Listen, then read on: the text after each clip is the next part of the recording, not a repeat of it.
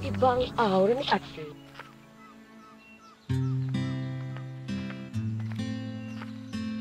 Oy, Ti! Iba yung aura mo ngayon. Ganda mo today. Talaga? Oo. Seryoso ba yan? Ito, ganda mo. Yung damit ko.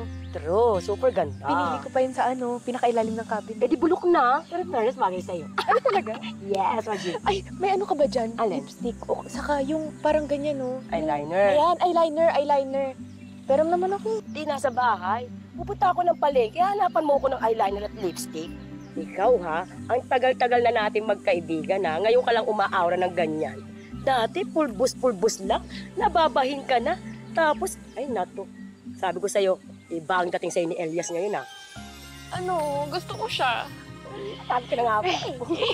Gusto ko mapansin niya ako palagi. Sana nga, kausapin niya ako. Pero in fairness, di, bagay kayo. Sana lang talaga kayo na, no? Well, tingnan natin. Hindi naman pwede yung maganda lang yung itsura sa kakatawan. Siyempre, dapat dun pa rin tayo sa matinong ugali sa kapag-iisip. Sa ngayon, yun pala nagugustuhan ko sa kanya. Kaya interesado pa ako mas makilala siya. Alam mo, Te, makikilala mo siya. Umpisahan mo dun sa mga kaibigan. Doon mo malalaman. Oo nga, no? Diba? Oo nga, tama ka. Sikahin mo yung mga friends niya. Tiniisip na ako. O, tama.